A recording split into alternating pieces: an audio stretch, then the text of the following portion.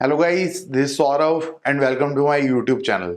Today we shall be doing the unit 3D, which is the last unit of unit 3 of your class 12 NCERT legal studies book. The unit 3 had 4 parts basically. It started with law of contracts, then law of torts, उसके बाद में TPA, property law जो है, और उसके बाद में intellectual property law. ये सारे के सारे 4 चैप्टर्स इसके अंदर थे. इतने लेंथी चैप्टर नहीं है बट स्टिल 20 मार्क की यूनिट है. यूनिट 3 जो है आपके बोर्ड एग्जामिनेशन के अंदर 20 नंबर की आएगी, तो ये बहुत ज्यादा इंपॉर्टेंट हो जाता है कि भाई 25% हिस्सा तो लगभग एक यूनिट से ही निकल के आ रहा है पेपर का. We are presently doing a new one shot revision series for your CBSE Board 2026 examination.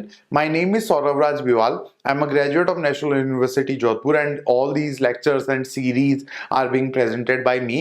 So now moving forward with the contents of this particular lecture, हम जनरली यही करते हैं कि पहले कंटेंट डिस्कस कर लेते हैं और उसके बाद में हम चैप्टर पढ़ने के ऊपर आ जाते हैं. डिफिकल्ट टर्मिनोलॉजी आपको दिखेगी पर घबराने की कोई जरूरत नहीं है. सबसे इजी चैप्टर है ये आपकी किताब का. कोई ज्यादा ऐसे लोड वाली चीज नहीं है. आराम से मैं आपको सारी की सारी चीजें समझा दूंगा. ठीक है, तो will start with the meaning of intellectual property. सबसे पहले कि ये एग्जैक्टली होता क्या है, देन इंटेलेक्चुअल प्रॉपर्टी राइट्स क्या होते हैं ये हम देखेंगे. क्लासिफिकेशन ऑफ इंटेलेक्चुअल प्रॉपर्टी, 2 तरीके की क्लासिफिकेशन है, दैट वी विल डिस्कस. फिर उसके बाद में international IPR obligation, brief historical perspective.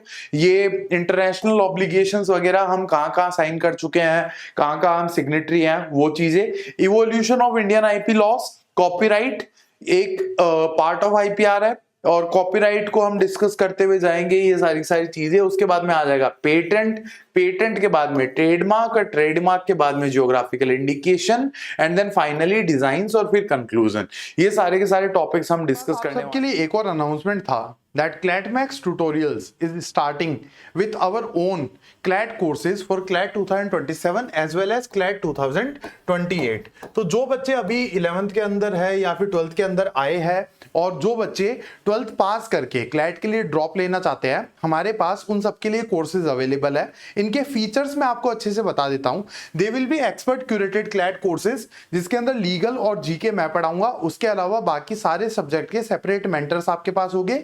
रोज ऑनलाइन क्लास होगी, संडे विल बी ऑफ. उसके अलावा रोज ऑनलाइन क्लासेस आपकी होगी. पर्सनलाइज मेंटोरशिप, तो इस साल मैंने all India rank 40 general category के अंदर और all India rank 1 OBC category के अंदर दिया. और उसके अलावा भी I have mentored an number of students to top national universities of the country. So I am quite experience in this particular thing and I will be leading this particular programme. उसके अलावा comprehensive study material, और कुछ material ऐसा होगा जो printed form में आपके घर पे डिलीवर किया जाएगा. जैसे आपके मॉक टेस्ट हो गए या फिर जो आपकी बेसिक बुक्स आती है या फिर वर्कशीट्स आती है, वो आपके घर पे प्रिंटेड फॉर्म के अंदर डिलीवर करी जाएगी. उसके अलावा अफोर्डेबल प्राइसिंग, ये मेरा एथिक्स के अंदर ही रहा है कि जितने प्राइस आपकी लग रही है आपको उतना ही चार्ज करना है. ठीक है, पैसा कमाना मेन गोल नहीं है. सबसे अच्छी एजुकेशन बच्चों को प्रोवाइड करवाना और सबसे अच्छी रैंक्स बच्चों की निकाल पाना हमारा मेन गोल है. अगर आपको ये सारे के सारे कोर्सेज एक्सेस करने हैं then you can obviously visit to our Android application that is CLATMAXX. ठीक है, आपको सिंपली ये टाइप करना है गूगल प्ले स्टोर के ऊपर और आपको हमारा ऐप मिल जाएगा. उसके अलावा you can visit our website that is www.clatmax.com. ये वेबसाइट एग्जैक्टली अगर आप विजिट करोगे तो भी आप हमारे इन कोर्सेज को एक्सेस कर सकते हो या फिर फ्री रिसोर्सेज वगैरह भी वहां पे काफी हो गए. जैसे क्लैट PYQ हो गए, मंथली जीके कंपेंडियम होगा, वो भी फ्री में होगा वहां पे. तो all these things will be there. अगर आपको फर्दर इंफॉर्मेशन और इंक्वायरी करनी है then you can obviously contact us on this particular number. और उसके अलावा जो और कॉन्टैक्ट नंबर्स हो गए मैं आने वाले वीडियोस के अंदर बता दूंगा. So these are the announcement from our side. The prices will be very affordable. You will get printed notes at your delivered at your home. You will get personalized mentorship, expert curated courses and I will make your schedule as well. ठीक है, कई बार ऐसे होता है कि coachings ध्यान नहीं देती है बच्चों की शेड्यूलिंग के ऊपर. हमारे यहाँ पे ऐसा नहीं होगा. I will make your schedules as well कि आपको इस तरीके से पढ़ाई करनी है. अगर आपके मॉक के अंदर मार्क्स वगैरह ऊपर नीचे हो रहे हैं, कोई भी दिक्कत आ रही है, तो you will get proper attention from our side and our team. So that is announcement from my side. Now moving forward with our video which we were now starting with the first topic that is the meaning of intellectual property. तो यहाँ पे आप देखिए intellectual property जो है, it is an intangible property that comes into existence through application of human intellect. Intangible और tangible के बीच में आपको फर्क पता होगा. Anything which you can touch or feel, that is a tangible property. Suppose that this pen is there, so I can basically touch it, so it is a tangible property. लेकिन ये जो intellectual property है, IPR जिससे related है, वो एक intangible form of property है, मतलब anything which comes through existence through human intellect. जैसे मैं ये वीडियो शूट कर रहा हूं, तो it is a intangible property, it is coming in form through my human intellect. मेरे दिमाग से ये चीज जनरेट हो रही है ना, जो भी बोल रहा हूं, तो it is the intellectual property. Okay, it refers to original creations of the mind such as invention, artistic works, design, symbols, names and images used in commerce. तो ये ओरिजिनल क्रिएशन ऑफ माइंड को refer करता है। Invention हो गया, किसी भी इंसान ने कोई चीज इन्वेंट करी थी, जैसे ये स्मार्ट बोर्ड लगा हुआ है, ये भी किसी ना किसी इंसान ने इन्वेंट तो किया ही होगा। ये जो लाइट आ रही है, ये थॉमस अल्वा एडिशन ने इन्वेंट करी थी, ठीक है, तो it was his intellectual property. Thomas Alva Edison basically put on incredible amount of efforts to create that particular thing.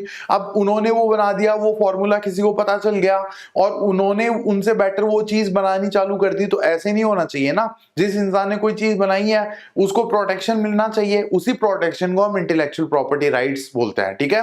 तो इन्वेंशंस के ऊपर ये लगता है, आर्टिस्टिक वर्क्स के ऊपर ये लगता है, अगर कोई गाने वगैरह है, ठीक है, करण औजला अगर कोई गाने बना रहा है या दिलजीत कोई गाने बना रहा है, तो उसके ऊपर ये प्रोटेक्शन लगेगा। डिजाइन के ऊपर ये प्रोटेक्शन लगता है, जैसे पार्ले जी बिस्किट का पैकेट है, उसका जो डिजाइन है आपको देखते समझ में आ जाता है, आपको नाम सुनने की भी जरूरत नहीं है, उसके ऊपर ये प्रोटेक्शन लगता है। सिंबल्स हो गए, लोगोज हो गए, नेम्स हो गए, इमेजेस, इन सब के ऊपर ये प्रोटेक्शन लगता है, ठीक है। लेकिन ये ओरिजिनल क्रिएशंस होने चाहिए, कॉपी पेस्ट नहीं होने चाहिए। Unlike physical property, it arises from human intellect and creativity. तो फिजिकल प्रॉपर्टी जैसे मान लो किसी ने कोई घर बनाया या फिर कोई जमीन किसी के पास है, तो वो तो टेंजिबल एसेट्स है, ठीक है। लेकिन ये जो इंटेलेक्चुअल प्रॉपर्टी है, it comes from human intellect और क्रिएटिविटी, समझ गए। उसके बाद में this field of law ensures that creators have legal ownership over their ideas. अब यहाँ पे मेरा एग्जांपल ले लीजिए, मैं ये वीडियो क्रिएट कर रहा हूं for your CBSE board examination. अब इसके लिए मतलब रीजन क्या है, मतलब इसकी कोई कमर्शियल वायबिलिटी तो है नहीं कोई खास, आई जस्ट वांट फेम, और मेरे को ऐसा है कि लीगल स्टडीज वाला क्राउड थोड़ा बहुत मेरे पास आ जाए, ठीक है, मेरे को कुछ बच्चे जानने लग जाए कि ये इंसान अच्छा लॉ पढ़ाता है, यही तो एक गोल है, इसके अलावा क्या गोल है, समझ गए। तो बेसिकली मेरे को ये वीडियो बनाने के बाद में कोई ना कोई प्रोटेक्शन तो मिलना चाहिए। ऐसा थोड़ी है भाई कोई और डाउनलोड करके या फिर इन पीपीटीज को कोई भी डाउनलोड करके यूज कर रहा है कमर्शियली, ये ऐसा तो नहीं होना चाहिए ना। तो इस वजह से हमने ये फील्ड ऑफ लॉ बनाया है to ensure that creators have legal ownership over their ideas और या फिर ओवर देयर प्रोडक्ट्स या फिर जो भी चीज उन्होंने बनाई है, ठीक है। This is meaning of intellectual property. Now moving forward with the next thing, that is intellectual property rights, IPR. ये एग्जैक्टली क्या होता है? तो the term intellectual property rights IPR refers to bundle of rights conferred on creator or owner of a intellectual property। ये bundle of rights है, बहुत सारे rights है जो दिए जाते हैं उस इंसान को जिसने किसी intellectual property को create किया है। These rights grant the creator exclusive authority over the use of their creation for a specific period of time। तो ये जो rights है ये उस creator को exclusive authority provide करवाते हैं, मतलब उसके अलावा कोई और यूज नहीं कर सकता, और अगर आपको यूज करना है तो आप उसकी परमिशन के साथ ही यूज कर सकते हो और रॉयल्टी वगैरह देनी पड़ेगी, समझ गए। तो एक्सक्लूसिव अथॉरिटी प्रोवाइड करवाई जाती है for the use of their creation for a specific period of time. Eternal नहीं होता, ऐसे नहीं होता कि भाई आपने कोई किताब लिख दी और जिंदगी भर आपको या फिर हजारों सालों तक आपकी फैमिली को उसका प्रोटेक्शन मिलेगा, ऐसा नहीं होता। पीरियड होता है, कॉपीराइट का 60 साल होता है, पेटेंट का 20 साल होता है, इस तरीके से पीरियड ऑफ टाइम होता है, समझ गए। It is not eternal, it is provided for a specific period of time. Suppose that मान लो मैंने कोई बुक लिखी, अब वो बुक लिखी और काफी अच्छी बुक है। अब एक चीज देखो कि मतलब मैं खुद तो उसे छाप नहीं सकता, मेरे पास कोई प्रिंटिंग प्रेस थोड़ी है। तो यहाँ पे क्या होगा कि मैं कोई प्रिंटिंग हाउस के पास जाऊंगा, उनको क्या बोलूंगा कि ये मेरी किताब है, ये आप छापो, ये आप बेचो और मेरे को 40% या 30% रेवेन्यू का दे देना। इस तरीके के सिनेरियो हो सकते हैं, बट सारे के सारे राइट्स है ना क्रिएटर के पास होते हैं, समझ गए। जैसे मैंने ये वीडियो बनाया, अब ये वीडियो बना के मैं अपने पीसी के अंदर स्टोर रख लूं तो उसका क्या यूज है? I am using YouTube as a platform, समझ गए, but it is my exclusive right मेरे को वो वीडियो रखना है या नहीं रखना। It depends upon me. अगर मैं चाहूं तो उसे डिलीट करके हटा भी सकता हूं, उसे अनलिस्ट भी कर सकता हूं, पब्लिक भी रख सकता हूं, प्राइवेट में भी रख सकता हूं, जो करूं वो मेरी मर्जी है, समझ गए? So that's the scenario, it provides exclusive authority for the use of that particular intellectual property for a specific period of time. I guess समझ में आ गया होगा। By rewarding mental labour, IPR allows inventors to benefit financially from their work. तो IPR जो है वो एक एक्सक्लूसिव राइट प्रोवाइड करवा के जो भी इन्वेंटर्स या क्रिएटर्स है उनको एक तरीके से अपने दिमाग का जो एफर्ट लगा है उससे फाइनेंशियली बेनिफिट करने के अंदर मदद करता है। This legal framework is essential for encouraging innovations that promote the social, economic and cultural development of society. तो देखो ये लीगल फ्रेमवर्क है, ये बहुत ज्यादा एसेंशियल है because it encourages inventions, innovations, ठीक है, और उसकी वजह से हमारी सोशल, इकोनॉमिक और कल्चरल ग्रोथ होती है, समझ गए? जैसे आज से 25, 30, 40 साल पहले इंटरनेट आया था, इंटरनेट की वजह से आज हमारी जिंदगी कितनी ज्यादा आसान हो गई है। उसके अलावा ये जो इलेक्ट्रॉनिक डिवाइसेस है, ऑनलाइन एजुकेशन है, अब कैमरा भी किसी ने बनाया होगा, आईफोन भी किसी ने बनाया, तो इन सब से हमारा सोशल, इकोनॉमिक और कल्चरल डेवलपमेंट हो रहा है। और जो भी इंसान ये एफर्ट डाल रहा है, जो भी दिमाग लगा रहा है अपना, तो उसको एक प्रोटेक्शन मिलता है, तो उनको ज्यादा इंकरेजमेंट मिलती है कि वो एक बेटर इनोवेशन करे because legal protections are there. Okay, so these are the intellectual property rights. I guess समझ में आगे हो गए।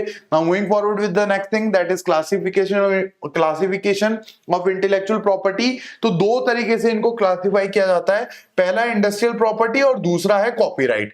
अब यहाँ पे इंडस्ट्रियल प्रॉपर्टी के अंदर क्या क्या आ जाता है? एक तो इन्वेंशंस के ऊपर, जो साइंटिफिक इन्वेंशंस है उनके ऊपर पेटेंट ग्रांट किए जाते हैं। उसके बाद में ट्रेडमार्क के अंदर लोगोज वगैरह आ जाते हैं। उसके बाद में इंडस्ट्रियल डिजाइन्स, पार्ले जी बिस्किट का पैकेट और ये सब, और ज्योग्राफिकल इंडिकेशन। तो इंडस्ट्रियल प्रॉपर्टी के अंदर क्या क्या आ गया?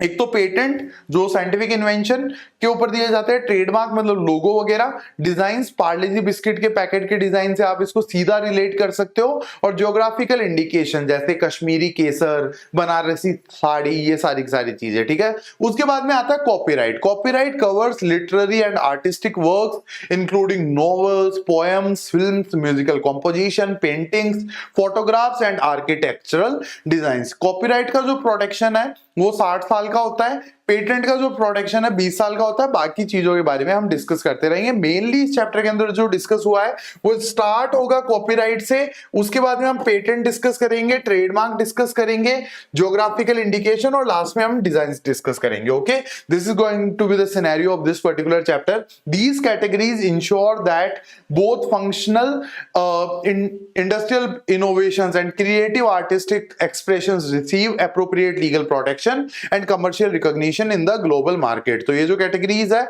ये इंश्योर करती है या मेक श्योर करती है कि जो भी लोग इंटेलेक्चुअल प्रॉपर्टी क्रिएट कर रहे हैं उनको ग्लोबली, ऐसा नहीं कि सिर्फ उनके देश में, ग्लोबली एक लीगल प्रोटेक्शन मिले, समझ गए? That is the main goal of the intellectual property rights and it is being classified into two main things. एक तो इंडस्ट्रियल प्रॉपर्टी जिसके अंदर पेटेंट आ गए, ट्रेडमार्क आ गए, डिजाइंस आ गए, जीआई ज्योग्राफिकल इंडिकेशन, और कॉपीराइट। कॉपीराइट के अंदर ये सारी चीजें। If you want to screenshot you can do that, and if you want to buy these notes तो लिंक इन द डिस्क्रिप्शन मिल जाएगा या फिर पिंड कमेंट के अंदर आपको मिल जाएगा। चैनल डिस्क्रिप्शन पे चले जाना। 300 रुपए कोई फेयर प्राइस ही है, कोई बहुत ज्यादा प्राइस नहीं है। अगर स्क्रीनशॉट से काम चल रहा है ठीक है, and if you want to buy them तब कोई it depends up to you, ठीक है। Now moving forward with the next thing that is regarding international IPR obligation. ये आपको थोड़ा डिफिकल्ट लगा होगा आई गेस, जब आप अपनी एनसीईआरटी बुक पढ़ रहे थे तो ये आपको डिफिकल्ट लगा होगा, but I am assuring you इसके अंदर कोई रट्टाफिकेशन की चीज नहीं है। याद रहे तो ठीक है, ना रहे तो ठीक है। मैंने भी काफी इजी लैंग्वेज के अंदर लिखा है कि ये एग्जैक्टली रिलेट किससे करते थे। हिस्टोरिकल पर्सपेक्टिव है, ईयर्स वगैरह याद रखना चाहो तो अच्छी बात है, नहीं याद रहे तो भी कोई दिक्कत नहीं है। ये मेरा व्यू पॉइंट है, but I think this will work, ठीक है। तो सबसे पहले आ जाता है पेरिस कन्वेंशन 1883 के अंदर हुआ था। International agreement to protect patent, trademark and other industrial property, मतलब इसके अंदर कॉपीराइट की बात नहीं हुई थी। 1883 वाला Paris convention, it did not talk about copyright. अब उसके बाद में Berne is a city in I guess Switzerland. यहां पे 1886 के अंदर एक कन्वेंशन हुआ रिगार्डिंग कॉपीराइट्स। तो इंडस्ट्रियल प्रॉपर्टी का कन्वेंशन तो पेरिस में हो गया 1883 के अंदर, कॉपीराइट से रिलेटेड जो कन्वेंशन है वो 1886 के अंदर बर्न स्विट्जरलैंड के अंदर हुआ है। उसके बाद में यूनिवर्सल कॉपीराइट कन्वेंशन ये 1952 का है, an international agreement that gives copyright protection to authors in member countries, मतलब जिन जिन कंट्रीज ने इसके अंदर साइन किया है वहां हर देश में, मैंने आपको पिछली स्लाइड में भी बोला था ना, ग्लोबली ये प्रोटेक्शन मिलता है। ऐसा नहीं है कि मैंने इंडिया में कोई किताब के ऊपर कॉपीराइट ले लिया तो श्रीलंका के अंदर कोई भी बिना मेरी परमिशन के उसको पब्लिश कर सकता है। ग्लोबल प्रोटेक्शन है। ये कब हुआ था? 1952 यूनिवर्सल कॉपीराइट कन्वेंशन के अंदर। एंड फाइनली वीपो, world intellectual property organization, it was established in 1967। ये चीज इंपॉर्टेंट है बिकॉज आपके सीबीएसई के ऑफिशियल सिलेबस के अंदर वीपो लिखा हुआ है, वर्ल्ड इंटेलेक्चुअल प्रॉपर्टी ऑर्गेनाइजेशन। समझ गए? ये थोड़ा सा ढंग से पढ़ लेना। Specialized UN agency that promotes global protection of intellectual property and helps the countries cooperate in patent, trademark and copyright matters. ठीक है, तो ये बेसिकली एक ग्लोबल एजेंसी है, जैसे WTO world trade organization trade के लिए है, WHO world health organization health care related चीजों के लिए है, वैसे इंटेलेक्चुअल प्रॉपर्टी के लिए वीपो है, वर्ल्ड इंटेलेक्चुअल प्रॉपर्टी ऑर्गेनाइजेशन। और बना कब था? 1967 के अंदर बना था। ठीक है, that's the scenario. Now moving forward with the brief historical perspective, तो with the establishment of the WTO world trade organization जब एस्टेब्लिश हुआ, IP protection was crystallized in trade related intellectual property systems, TRIPS agreement. समझ गए? तो world trade organisation के जब negotiation चल रहे थे उस टाइम पे एक ट्रिप्स एग्रीमेंट भी हुआ था। समझ गए?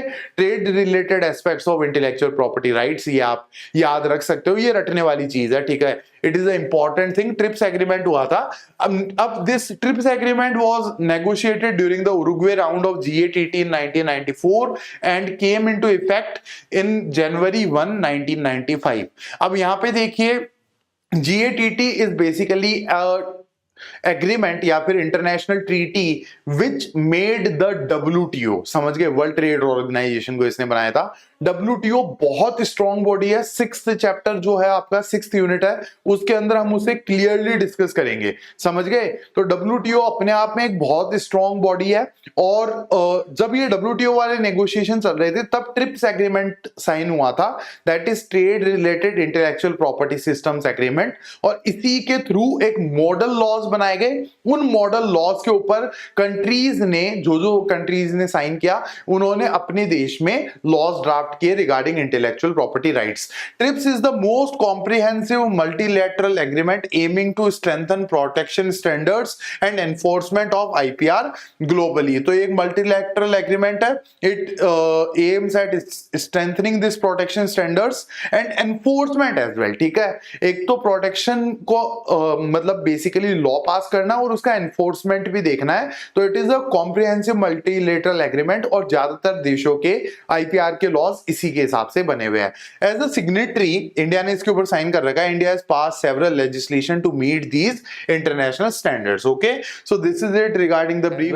Now moving forward with the Indian laws. अब हिस्टोरिकल पर्सपेक्टिव हमने देख लिया, इंटरनेशनल इवोल्यूशंस हमने देख लिया, मार्केटिंग वाला सीन हो गया है। Now we will discuss the Indian IP laws. Okay, तो Indian intellectual property law history is marked by a significant legislative milestones design to align with international obligations. ठीक है, तो हमने जो भी लॉज है वो इंटरनेशनल ऑब्लिगेशंस के हिसाब से बनाया है। ट्रेडमार्क्स एक्ट 1999 का है, डिजाइन्स एक्ट 2000 का है, जियोग्राफिकल इंडिकेशन वाला जो लॉ है वो 1999 का है, कॉपीराइट वाला जो एक्ट है वो 1957 का है, लेकिन हमने इसके अंदर अमेंडमेंट कर लिए थे, सिग्निफिकेंट अमेंडमेंट कर लिए थे ताकि इंटरनेशनल स्टैंडर्ड से हम अध्ययन कर पाए।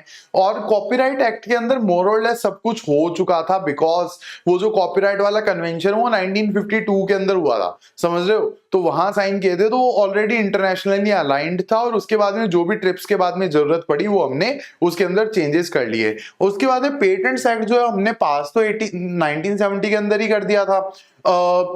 और 1970 के अंदर तो एक्चुअली अमेंड किया था, पास तो ब्रिटिशर्स ही कर गए थे 1911 में, और फिर इसे हमने 2005 में वापस अमेंड किया। This 2005 amendment in the patent act was crucial as it extended product patents to technology fields like food, drugs and chemicals to comply with TRIPS। तो 2005 में हमने पेटेंट्स एक्ट जो ओरिजिनली ब्रिटिशर्स ने पास किया था सबसे पहले 1970 में हमने उसे अमेंड किया था।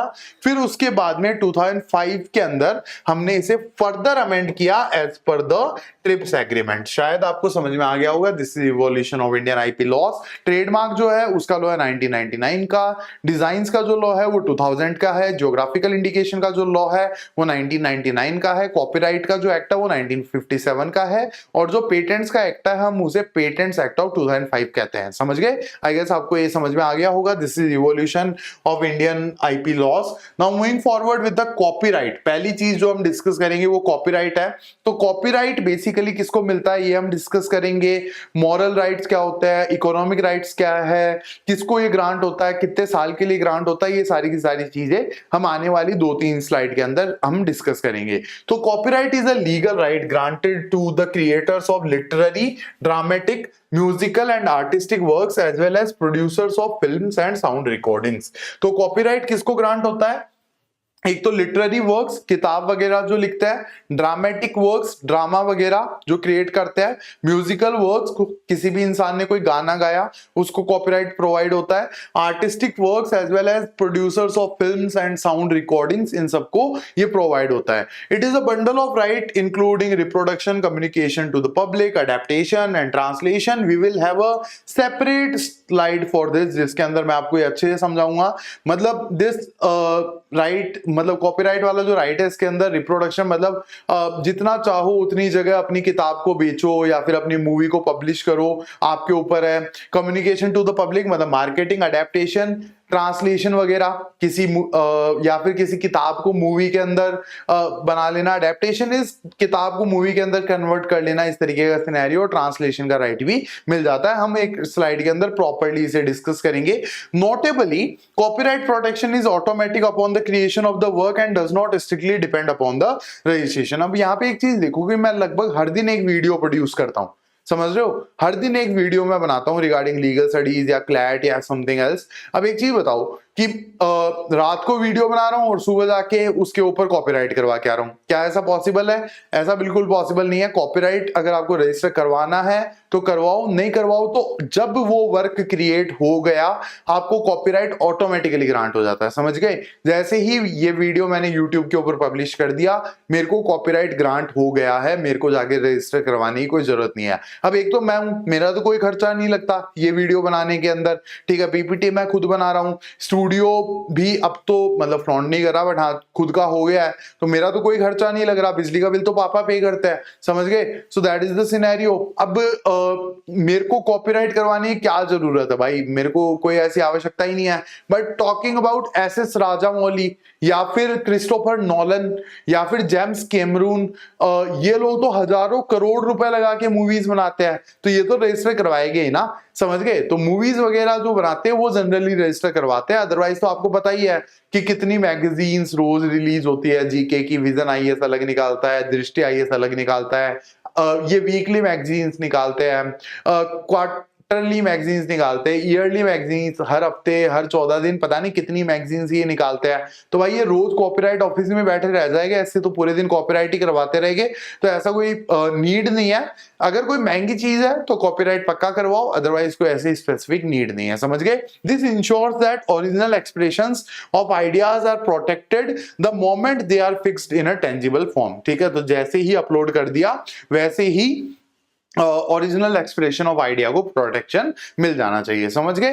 This is about copyright. Now moving forward, scope of the copyrights act of 1957। तो हमारा जो लॉ है कॉपीराइट्स का वो 1957 का कॉपीराइट्स एक्ट है। ये चीज आप ध्यान में रख लेना, इंडिया के अंदर कॉपीराइट्स को इस लॉ के थ्रू गवर्न किया जाता है। To qualify for protection a work must be original. सबसे पहले ये प्रोटेक्शन लेने के लिए जो वर्क है वो ओरिजिनल होना चाहिए, that is the prime requirement, copy paste नहीं होना चाहिए। उसके बाद it is important to note that mere ideas, knowledge और concept are not copyrightable। अगर मान लो ऐसे मेरे मन में विचार आता है कि भाई मेरे को एक CUET का चैनल बनाना चाहिए, ठीक है, लेकिन मैंने उसे कभी इंप्लीमेंट नहीं किया, तो अब दैट आइडिया इज नॉट कॉपीराइटेबल, समझ गए?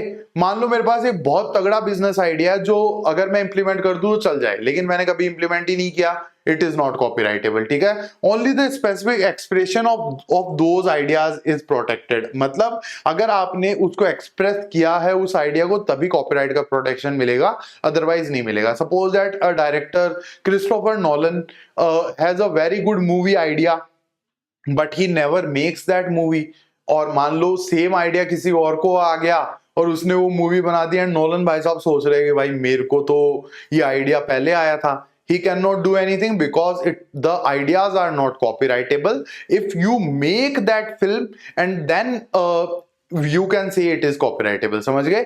उसके बाद में rights can be claimed by the original creator, their heirs and authorized agents. ये जो copyright वाला right है ये claim भी किया जा सकता है creator और उनके heirs के पास भी ये जाता है या फिर authorized agents के पास भी ये चला जाता है। जैसे मान लो किसी ने कोई किताब लिखी, खुद तो छापेगा नहीं, he will basically publish it with the help of a publishing house, so that publishing house is a authorized agent over here. समझ गए? So this is the scope of Copyright Act of 1957. Now moving forward with the protected works, कौन कौन से works protected है? जो work की definition है copyrights act के अंदर वो सेक्शन 2 क्लॉज वाई के अंदर लिखी हुई है, एमसीक्यू के हिसाब से इंपॉर्टेंट है, ये लाइन थोड़ा सा ध्यान रख लेना, ठीक है। These are categorised as literary works के अंदर क्या क्या आ जाते हैं? Books, computer programs, dramatic, cinematography, plays, ये सारी चीजें। म्यूजिकल, उसके अंदर musical composition independent of lyrics. Artistic works आ जाते हैं, आर्टिस्टिक वर्क्स के अंदर पेंटिंग हो गई, स्कल्पचर्स मतलब पुतले वगैरह और ये सारी चीजें, डिजाइन्स। उसके बाद में सिनेमेटोग्राफ फिल्म्स जो मैं क्रिएट कर रहा हूं अभी, विजुअल रिकॉर्डिंग्स जो होती है, साउंड रिकॉर्डिंग्स, ऑडियो कैप्चर्स भी इसके अंदर आ जाते हैं, मतलब पॉडकास्ट वगैरह होता है ना। A work is protected if it falls in these categories, is original and is fixed in a material form. अब यहाँ पे देखो कोई भी वर्क कब प्रोटेक्टेड होगा, या तो वो इन कैटेगरीज के अंदर फॉल कर रहा है and it is fixed in a material form. अगर मान लो मैं किसी क्लास के अंदर पढ़ा रहा हूं, ऑफलाइन पढ़ा रहा हूं, समझ गए, और किसी दिन मैंने एक बहुत शानदार लेक्चर डिलीवर किया बट वो लेक्चर कभी रिकॉर्ड ही नहीं हुआ, तो can it be protected? Answer is no. But अगर मान लो ये लेक्चर जो मैं दे रहा हूं मान लो ये अच्छा नहीं है, ठीक है, but still it is recorded, समझ गए, रिकॉर्ड हो रहा है ना ये, that means it is protected. या फिर मान लो मैंने पूरा लेक्चर डिलीवर कर दिया और मैंने OBS स्टूडियो के ऊपर स्टार्ट रिकॉर्डिंग ही नहीं किया और पूरा लेक्चर मैं दे गया, फिर बाद में मैं सिर पकड़ रहा हूं कि यार मैंने तो स्टार्ट ही नहीं किया था। अब मैं कुछ नहीं कर सकता भाई, मैंने लेक्चर दिया but it can not be protected because it was never recorded. I was speaking in front of a camera but I never started the recording. तो अगर रिकॉर्डिंग स्टार्ट नहीं हुई तो रिकॉर्ड नहीं हुआ, मतलब वो मटेरियल फॉर्म के अंदर ही नहीं आया, तो भाई वो प्रोटेक्शन कैसे मिलेगा, समझ गए। तो that is the scenario. Now moving forward with the next thing, I guess protected works आपको समझ में आ गए होंगे। रजिस्ट्रेशन ऑफ अ कॉपीराइट, वैसे तो देखो कोई आवश्यकता नहीं है, कोई जरूरत नहीं है कॉपीराइट को रजिस्टर करवाने की, बट अगर बहुत खर्चा हुआ है, जैसे SS राजामौली ने बाहुबली बनाई, या फिर और कोई डायरेक्टर का नाम, धुरंधर किसने बनाई है यार, आदित्य धार ने बनाई है शायद, तो ये लोग रजिस्टर करवाते हैं मूवीज वगैरह जो बनाते हैं, या फिर कोई बहुत पैसा लगाए किसी चीज को प्रोड्यूस करने में, ये लोग रजिस्टर करवाते हैं। जनरली कोई जरूरत नहीं है, जैसे ही आपने कोई ओरिजिनल वर्क क्रिएट कर दिया आपको कॉपीराइट ग्रांट हो जाता है, ठीक है। मैंने ये वीडियो बनाया, मैंने पब्लिश कर दिया, मेरे को कॉपीराइट ग्रांट हो गया, समझ गए। आपने कोई किताब लिखी, आपको कॉपीराइट ग्रांट हो गया अगर आपने पब्लिश कर दी तो, समझ गए। So that's the scenario. While acquisition of copyright is automatic, मतलब अपने आप ही ये प्रोटेक्शन मिल जाता है। Facilities exist for registration in the registrar of copyrights. Registrar of copyrights के ऑफिसेज होते हैं, उसके अंदर इनके रजिस्ट्रेशन की फैसिलिटीज अवेलेबल है, बट कोई जरूरत नहीं है generally. Registration is not a mandatory formality for claiming ownership, mandatory नहीं है, डिपेंड करता है आपके ऊपर। अगर आपको रजिस्टर करवाना है तो करवाओ, नहीं करवाना है तो मत करवाओ। However, a certificate of registration serves as a prima facie evidence in a court of law during disputes over copyright ownership. अगर मान लो कोई मूवी बनाई SS राजामौली ने या फिर आदित्य धार ने और सेम मूवी किसी और ने बना दी, और अगर आपने रजिस्ट्रेशन करवा रखा है तो आपका केस थोड़ा सा स्ट्रॉन्ग हो जाता है। This registration provides the owner a significant procedural advantage in legal proceedings and infringement cases. तो ये थोड़ा सा एडवांटेज प्रोवाइड करवा देते हैं और कुछ नहीं है। Now moving forward, term of copyright ये कितना होता है ये हम देख लेते हैं। तो टर्म ऑफ कॉपीराइट जो है वो 60 साल होता है, ठीक है। 60 years is the protection of copyright. अब देखो किस किस फील्ड के अंदर क्या क्या है, 3 अलग अलग चीजें लिखी हुई हुई है। तो for original literally dramatic musical and artistic works this period begins from the year following the author's death. अगर मान लो कोई ओरिजिनल लिटरेरी वर्क है, ड्रामेटिक वर्क है, म्यूजिकल और आर्टिस्टिक वर्क है, तो यहाँ पे ऑथर की डेथ के 60 साल तक ये पीरियड बिगिन होगा। जैसे डिस्कवरी ऑफ इंडिया एक बुक है written by Pandit Jawaharlal Nehru. Discovery of India एक किताब है, आप सबने इसका नाम सुना होगा। अब पंडित नेहरू की डेथ कौन से ईयर के अंदर हुई थी? 1964 के अंदर हुई थी। अब यहाँ पे देखो डिस्कवरी ऑफ इंडिया किसके अंदर फॉल कर रहा है? ओरिजिनल लिटरेरी वर्क के अंदर फॉल कर रहा है। और प्रोटेक्शन कब तक मिलेगा?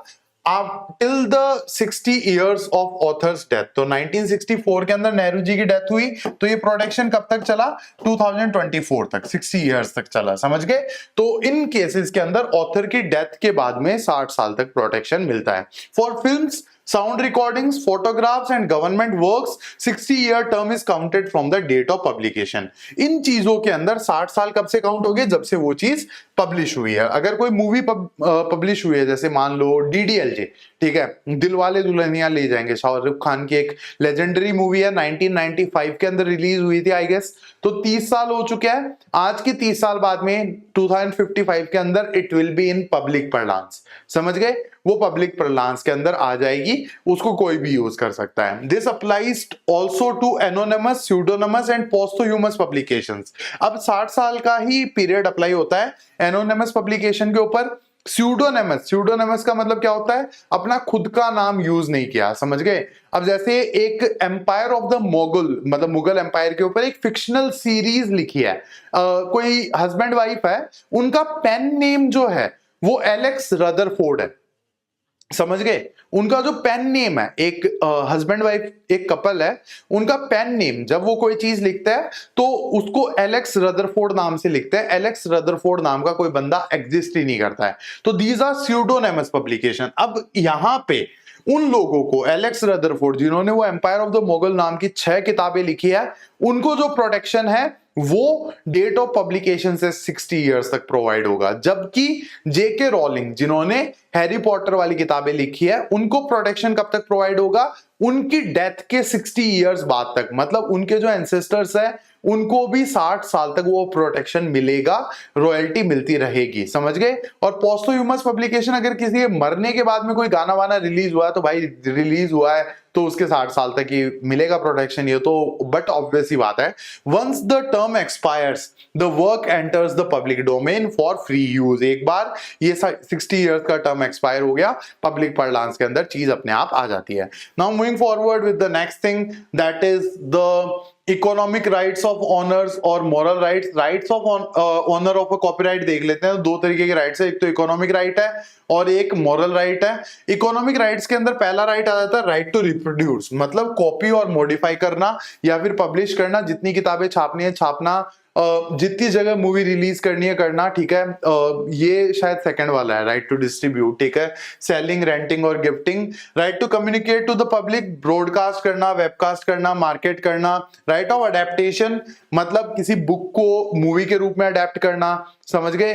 तो that is one of the right. Right to translate, कितनी भी भाषा के अंदर किसी भी बुक को ट्रांसलेट करो या किसी भी मूवी को कितनी भी लैंग्वेजेस के अंदर डब करो, ये सारे राइट्स इनको मिलते हैं। तो these are the economic rights. Important है, थोड़े थोड़े पूछे जा सकते हैं। समझ गए? These can be asked in your CBSE examination, ध्यान रख लेना। समझ गए? जो भी है यार, मेरा राइटिंग बहुत खराब है, आई एम वेरी सॉरी।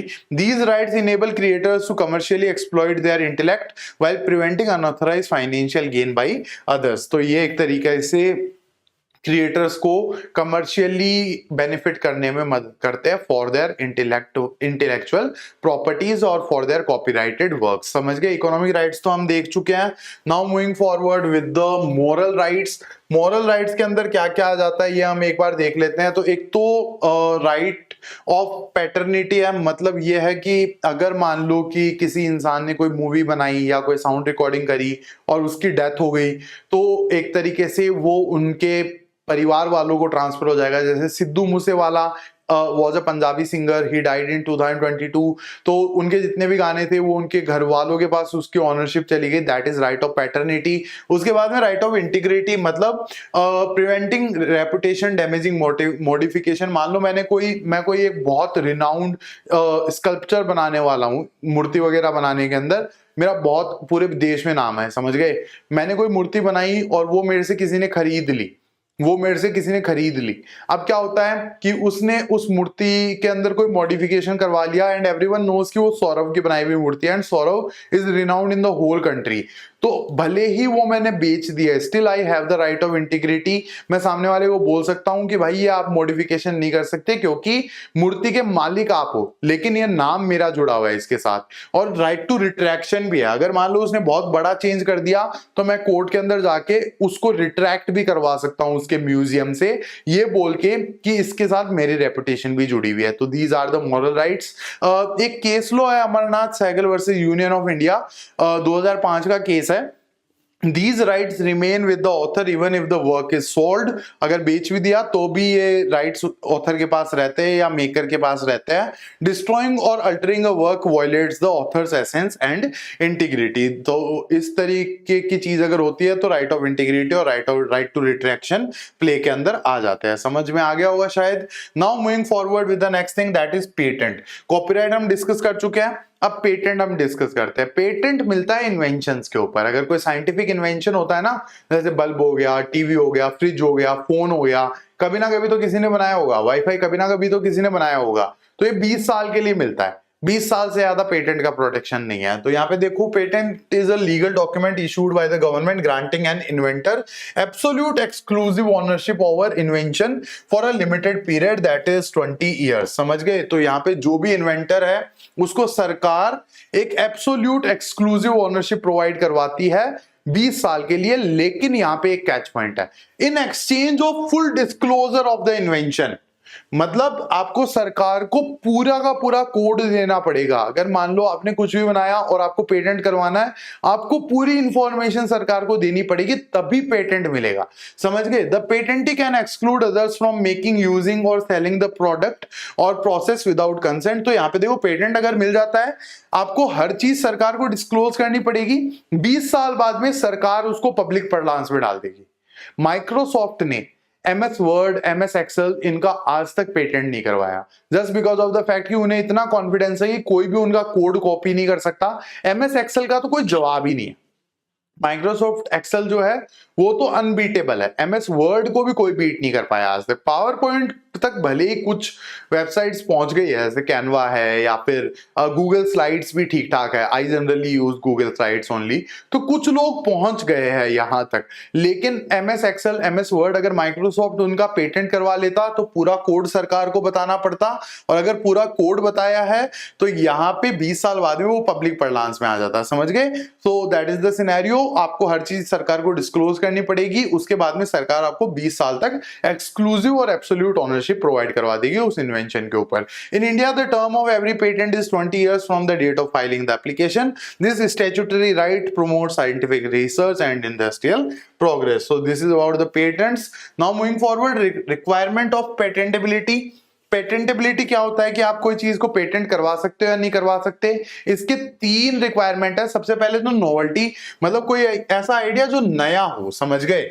अब यहां पे देखो, मैं ये स्मार्ट बोर्ड यूज कर रहा हूं, तो इट इज अ टीवी, बड़ा TV with a touch screen. समझ गए। Is it patentable? Answer will be no. समझ गए। Because there is no novelty. Touch screen हमारे पास आज से नहीं है, 20-25 साल से है। टीवीज हमारे पास आज से नहीं है, एलईडी टीवीज जो है वो हमारे पास 30 साल से है। किसी ने बस टीवी के ऊपर एक टच स्क्रीन लगा दी, तो ये कोई नया आइडिया नहीं है। इट इज नॉट पेटेंटेबल कि कोई स्मार्ट बोर्ड बना के बोले कि भाई ये पेटेंट करवा रहा हूं। ये चीज पेटेंटेबल नहीं है। जैसे ये पेन वगैरह चला रहा हूं ना मैं इसके ऊपर, समझ गए, और उसके अलावा मैं और कुछ भी इसके ऊपर कर सकता हूं। It is just a TV with a touch screen, nothing else. तो कोई नोवेल्टी नहीं है, नया आइडिया नहीं है, इट इज नॉट पेटेंटेबल। उसके बाद में नॉन ऑब्वियसनेस भी होनी चाहिए कि ये तो ऑब्वियस ही था ना, मैंने आपको कितना, मैं कोई साइंटिस्ट थोड़ी हूं, मैं कोई साइंस थोड़ी पढ़ा हूं, समझ गए, बट मैंने आपको कितना आराम से बता दिया कि भाई ये बेसिकली स्मार्ट बोर्ड है क्या, एक बड़ा टीवी जिसके ऊपर टच स्क्रीन लगी हुई है, तो it is very obvious. So is it patentable? Answer will be no, because of non obviousness भी एक रिक्वायरमेंट है. और फिर उसके बाद में इंडस्ट्रियल एप्लीकेशन भी होनी चाहिए.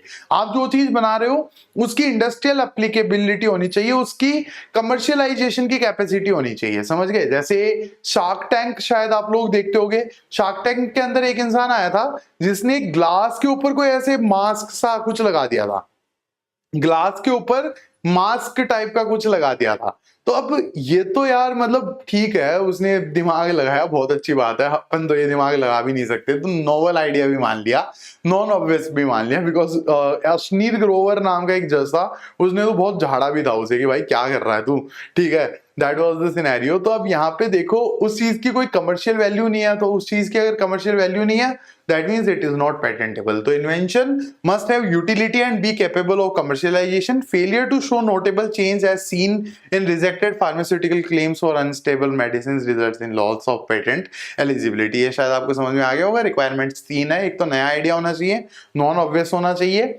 और उसके बाद में इंडस्ट्रियल एप्लीकेशन मतलब कमर्शियलाइजेशन की कैपेसिटी होनी चाहिए. This is the requirement of patentability. Now the next topic is famous patents and Indian system. तो इंडिया के कुछ फेमस पेटेंट्स या और नोटेबल साइंटिस्ट की बात करें तो एक गुरतेज संधू नाम के इंसान है. He has the highest number of patents in India with over like 1170 application in semiconductor technology. Another example is Sushant Patnaik's breathing sensor apparatus. यहाँ पे इमेज बनी हुई है, देख लो यार, ठीक है. These cases demonstrates how IP protection rewards creativity in diverse fields like electronics and healthcare. Basically यही है, पेटेंटेबिलिटी होनी चाहिए और साइंटिफिक इन्वेंशन के अंदर 20 साल तक आपको पेटेंट मिल जाएगा, लेकिन सरकार को सारी चीजें बतानी पड़ेगी. That's the scenario regarding patent. Now moving forward. So guys, I have a very important announcement regarding the notes and PDFs which I am using for this particular series. So all the notes and PDFs of all 14 chapters will be available for free to you all. ये सारे के सारे notes free में available होंगे. इसके लिए आपको करना क्या होगा ये मैं आपको समझा देता हूं. या तो आपको हमारा एंड्रॉइड एप्लीकेशन डाउनलोड करना है, दैट इज क्लैटमैक्स, ठीक है. आप नॉर्मल क्लैटमैक्स भी लिखोगे तो आपको गूगल प्ले स्टोर के ऊपर आपको हमारा एंड्रॉइड ऐप मिल जाएगा, ठीक है. उसके अलावा अगर आपको ऐप का लिंक नहीं मिल रहा है, अगर आप ऐप को एक्सेस नहीं कर पा रहे हो, तो you can simply visit our website that is www.clatmax.com और उसके ऊपर आपको ऐप का लिंक भी मिल जाएगा और इन नोट्स का एक्सेस भी मिल जाएगा. Along with this, we have one another offer for you all, that all the students who are giving their board examination for legal studies will get 20 free tests from our side on our Android application. तो आपको हमारे app के ऊपर 20 free test MCQ वाले, मैं आपको पहले ही बता देता हूं, MCQ वाले टेस्ट फ्री ऑफ कॉस्ट मिलेंगे, ठीक है. लॉन्ग आंसर वाले तो वही हो जाएगा ना कि चेक कौन करेगा उनको. Obviously I will make strategy videos on long answers, but MCQ वाले जो टेस्ट है वो आपके टेस्ट सेक्शन के अंदर 20 टेस्ट फ्री में डले हुए होंगे. They will be exclusively created by me for your CBSE board 2026 legal studies examination. Apart from that जितने भी नोट्स और PDF है वो फ्री रिसोर्सेज का एक सेक्शन होगा, उसके अंदर आपके लिए फ्रीली अवेलेबल होंगे. उसके बाद में भी मैं जो स्ट्रेटेजी वीडियोस जैसे ऑल केस लॉज सारे के सारे एक साथ कंपाइल्ड, सारे के सारे आर्टिकल्स और सेक्शंस एक साथ कंपाइल्ड, इस तरीके की वीडियोस मैं बनाऊंगा आने वाले टाइम पे, वो भी आपको उन PDFs के अंदर ही मिल जाएंगे, ठीक है. उस पर्टिकुलर सेक्शन के अंदर PDFs होगी, you can access all of them over there. अगर आपको कांटेक्ट करना और फर्दर इंफॉर्मेशन चाहिए तो you can contact on this particular number. Website मैंने आपको बता दिया है CLATMAXX.com. और उसके अलावा हमारा जो ऐप है उसके लिए आपको गूगल प्ले स्टोर के ऊपर जाके क्लैटमैक्स टाइप करना है. इतना टाइप करने के बाद में आपको हमारा ऐप मिल जाएगा और उसके ऊपर ये सारी की सारी चीजें फ्री ऑफ कॉस्ट अवेलेबल है. So this was the announcement. Now coming back to the topic that we were discussing with the next thing. I guess patent हम कंप्लीट कर चुके हैं. अब अगली जो चीज है वो है ट्रेडमार्क. ट्रेडमार्क का मतलब होता है बेसिकली लोगो और कई स्लोगन्स होते हैं. नोकिया वाली ट्यून जो है या फिर आईफोन वाली जो ट्यून है, समझ गए. उसके अलावा कोलगेट, कई अपन बोलते हैं ना इंडिया में कोलगेट कर रहे हैं, मतलब क्या है, टूथपेस्ट थोड़े बोलते हैं, कोलगेट बोलते हैं. फेविकोल का एग्जैक्ट नाम क्या है, नोबडी नोज, ठीक है. इट इज फेविकोल ओनली, समझ गए। सो वैसलीन ये क्या है, दीज आर ट्रेडमार्क्स बेसिकली, समझ गए। तो यहाँ पे देखिए कुछ चीजें विजिबल है या नहीं है, I don't know, but I would like to throw some light on this. तो यहाँ पे हमें कई चीजें देखते ही समझ में आ रही है। जैसे ये जो कंपनी है जो मैंने मार्क करी है, डेल, ये क्या करती है, लैपटॉप वगैरह बनाती है। कोलगेट ये टूथपेस्ट बनाती है। उसके बाद में वीजा और मास्टर कार्ड के लोगो आपको दिख रहे होंगे। वीजा मास्टर कार्ड क्या काम करते हैं, ये पेमेंट रिलेटेड काम करते हैं। ये नासा है, नासा स्पेस एजेंसी है। नेस्ले ये चॉकलेट और फूड प्रोडक्ट्स बनाती है। लेज ये चिप्स बनाती है। सबवे फास्ट फूड चेन है। उसके बाद में और अगर अपन देखें तो KFC और मैकडी अपन को दिख रहा है, these are fast food chains, समझ गए। उसके बाद में और कुछ अगर हम देखें, ये गाड़ी की कंपनी है, साफ पता चल रहा है, देखते पता चल रहा है ये गाड़ी की कंपनी है, समझ गए। So these kind of things are there. Hot Wheels ये बच्चों के लिए खिलौने बनाते हैं। तो हमें देखते ही समझ में आ रहा है, इनका लोगो देखते ही समझ में आ रहा है कि ये कंपनी क्या काम करती है। दैट इज ट्रेडमार्क, समझ गए। लोगो हो गया, सिंबल हो गया, जस्ट डू इट, नाइकी, समझ गए। नेवर सेटल, वन प्लस, समझ में आ रहा है, ये ट्रेडमार्क्स है। तो trademark is a brand entity capable of distinguishing one's product one person's goods and services from those of another, समझ गए। तो कोई भी डिस्टिंग्विशिंग फैक्टर, जैसे 3 स्ट्राइप्स अगर किसी चीज के ऊपर है, भले ही वो लोअर हो या फिर शूज हो या टी शर्ट हो या जैकेट हो, 3 स्ट्राइप्स बने हुए हैं, मतलब कौन से ब्रांड की है, एडिडास की है, समझ गए। ये डिस्टिंग्विश करता है ट्रेडमार्क किसी दूसरे प्रोडक्ट को एक प्रोडक्ट से। It includes words, designs, logos, shapes of goods, packaging and colour combinations. तो इसके अंदर वर्ड्स आ गए, जैसे never settle, OnePlus, just do it, Nike. Designs आ गए, डिजाइन्स के अंदर वो 3 स्ट्राइप्स ऑफ एडिडास। लोगो हो गया, बहुत सारे लोगो मैंने अभी आपको बताए ही थे, जैसे ये मर्सिडीज का लोगो बना हुआ है, यहाँ पे ये गाड़ियां बनाती है, हमें साफ ही पता चल गया। पैकेजिंग भी हो सकता है, कलर कॉम्बिनेशन भी हो सकता है। It is being protected by the trademarks act of 1999।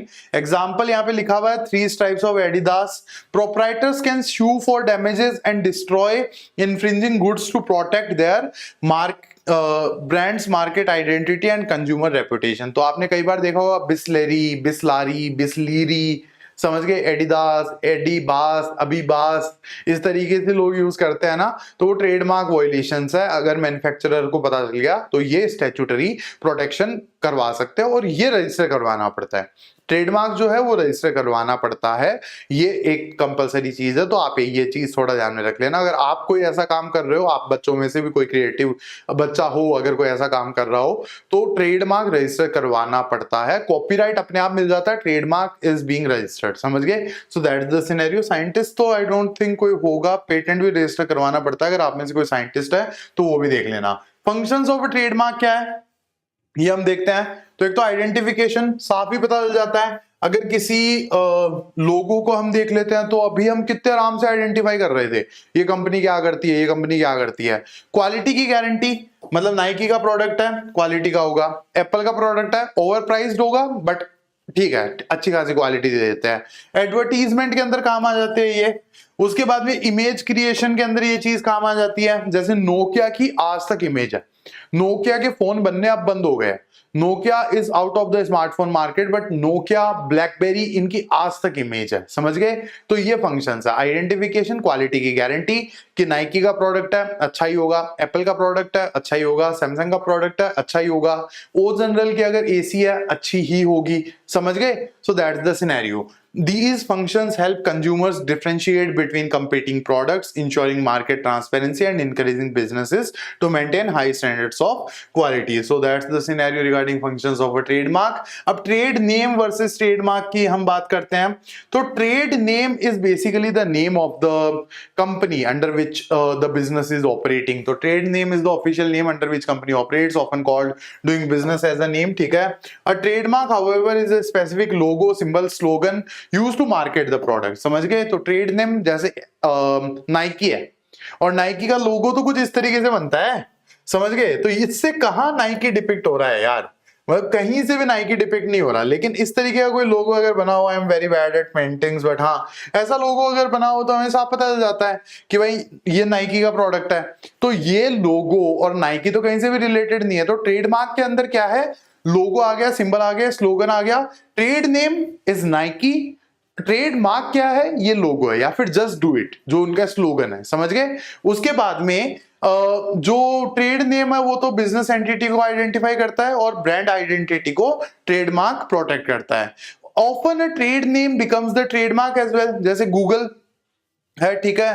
तो registering trademark offers additional legal protection that mere trade name registration does not provides on its own, ठीक है। ट्रेडमार्क जनरली रजिस्टर करवा लेना चाहिए। अब बात आती है ट्रेड सीक्रेट्स की। ट्रेड सीक्रेट्स के अंदर कोई वैसे लीगल मैकेनिज्म तो है नहीं ट्रेड सीक्रेट्स का। कई चीजें हैं जो लोग सीक्रेट रख लेते हैं, जैसे कोका कोला का फॉर्मूला है, वो उन्होंने आज तक सीक्रेट रख रखा है, पता नहीं क्या है ऐसा। मेरे को तो पसंद नहीं थी, बट हाँ उन्होंने सीक्रेट रख रखा है। तो trade secret are confidential business informations vital for a firm success and competitive advantage. This include strategies, client database, formula and programs. तो कोई बिजनेस स्ट्रेटेजी भी हो सकती है, क्लाइंट्स का डेटाबेस भी हो सकता है, फॉर्मूला, प्रोग्राम्स, कोड्स, कुछ भी हो सकता है। अब ट्रेड सीक्रेट का रजिस्ट्रेशन तो होता नहीं है, क्योंकि कोई चीज सीक्रेट है और आप रजिस्टर करवा रहे हो, तो ये तो दोनों चीजें अलाइन ही नहीं हो रही ना। तो दिल्ली हाई कोर्ट का एक केस है, it defined it as non public information whose disclosure causes harm. तो वही है, सीक्रेट को आप रजिस्टर नहीं करवा सकते। मतलब ये वही बात हो गई ना कि मैं तेरे को एक सीक्रेट बताता हूं, अगर मैं बता रहा हूं तो वो सीक्रेट थोड़ी रहा, समझ गए। So that's the scenario. While India has no specific legislation for trade secret, they are protected through contract law.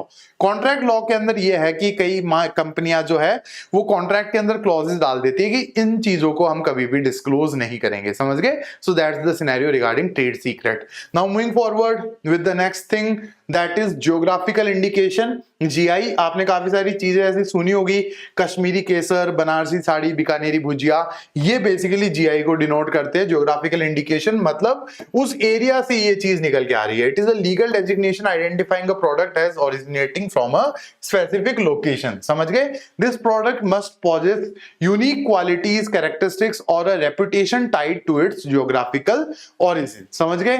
तो कुछ यूनिक क्वालिटीज होने चाहिए, कैरेक्टरिस्टिक्स होने चाहिए और रेपुटेशन होनी चाहिए जो टाइड है उस जियोग्राफिकल लोकेशन से। जैसे बीकानेरी भुजिया है, तो बीकानेरी भुजिया एक स्पेसिफिक दाल से बनता है जो बीकानेर के अंदर बहुत ज्यादा उगती है।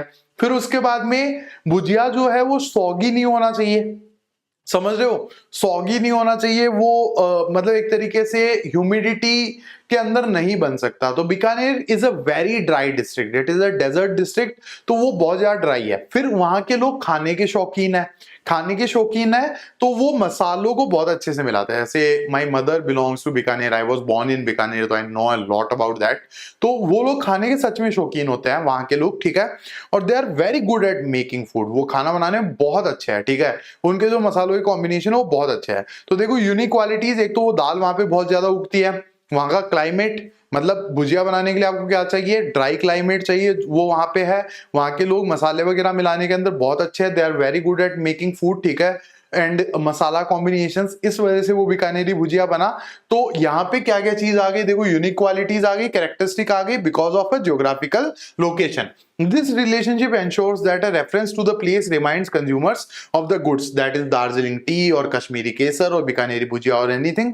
अगर आपको दार्जिलिंग टी बेचनी है, you should make sure that is being extracted from Darjeeling. आप कहीं और का केसर कश्मीरी केसर के नाम से नहीं बेच सकते, समझ गए। आप कोटा स्टोन, अगर वो कोटा का नहीं है तो आप उसे नहीं बेच सकते। मकराना मार्बल जिससे ताजमहल बना हुआ है, अगर वो मकराना में मार्बल नहीं निकला है तो आप उसे मकराना मार्बल नाम से नहीं बेच सकते। ये ज्योग्राफिकल इंडिकेशन का एक आईपीआर प्रोटेक्शन है। Geographical indication of goods act 1999 governs these laws in India. अब एग्जांपल्स हम देख लेते हैं, कुछ जीआई एग्जांपल्स यहाँ पे लिखे हुए हैं। कश्मीरी केसर, these are saffron from Jammu and Kashmir. Darjeeling tea West Bengal से रिलेटेड है। Phulkari is a handicraft from Punjab, Haryana and Rajasthan. This is a pictorial depiction of phulkari. Then Warli painting, ये महाराष्ट्र की पेंटिंग्स है, इनको भी जीआई मिला हुआ है। बीकानेरी भुजिया राजस्थान, मकराना मार्बल राजस्थान जिससे ताजमहल बना हुआ है। ये आपको समझ में आ गए होंगे। Now moving forward with the designs, last है वैसे तो, इसके बाद में कंक्लूजन ही है, सेकंड लास्ट स्लाइड है। Design is basically for the ornamental aspects of a product. अब यहाँ पे देखो, ये जो बिस्किट का पैकेट है, अपन को सीधा समझ में आ गया कि भाई ये पार्ले-जी का पैकेट है।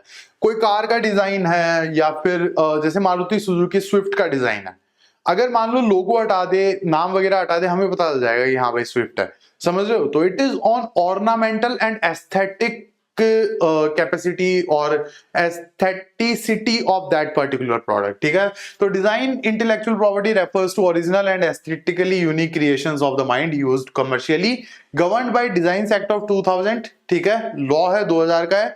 इट प्रोटेक्ट द ऑर्नामेंटल और aesthetic appearance of the manufactured item such as shape, line, colour, pattern, कुछ भी हो सकता है।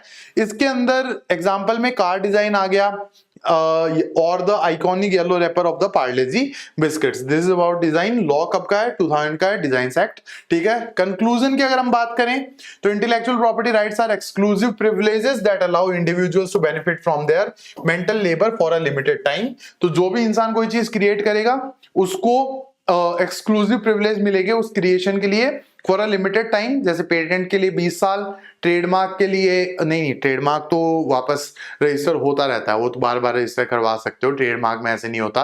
नोकिया के टाटा हो गया, कब से चला रहा है, नोकिया कब से चला रहा है, सैमसंग कब से चला रहा है। ट्रेडमार्क में तो आप रिन्यू करवा सकते हो, बट कॉपीराइट जो है वो 60 इयर्स के लिए, पेटेंट जो है वो 20 साल के लिए। Society grants these rights to encourage innovation, promote economic growth through competition and ensure that inventors are fairly compensated for their time and effort. So society as a whole या फिर government are granting these rights because we need to encourage the innovation, promote economic growth और competition। जैसे Samsung और Apple के बीच में competition चलता है, तो इन्होंने अपने फोन्स कितने बेटर कर लिए, समझ गए? तो अगर ये competition ही खत्म हो जाता तो हम अभी भी वो पुराने फोन ही चलाते रहते, नोकिया, ब्लैकबेरी वाले। तो अब एक कॉम्पिटिटिव एडवांटेज मिला ना, इन लोगों ने नई चीजें बनाई, स्मार्टफोन्स बनाए, जब एप्पल ने आईफोन निकाला, सैमसंग ने गैलेक्सी निकाला, उसके बाद में नोकिया और ब्लैकबेरी मार्केट से गायब भी हो गए, समझ गए? तो कॉम्पिटिटिव एडवांटेज भी रहता है और सोशल और इकोनॉमिक ग्रोथ भी होती है। In a globalised world of rapid technological advancement, IPR management is a complex task. Government को बहुत ज्यादा दिक्कत आती है, but we should do it. Still things are being copied, ऐसा है नहीं कि कॉपी पेस्ट होना बंद हो गया है। तो we need more stricter laws in order to promote more innovation and more such creations by people, समझ गए? This is about the conclusion. We are done and dusted with unit 3, this marathon unit which had 4 chapters. Now I will see you with the next one, that will be unit 4A, that is law and sustainable development. उसके बाद में 4B 4C कर लेंगे, जल्दी निपटा लेंगे course. Thanks a lot for attending this lecture guys, see you with the next one.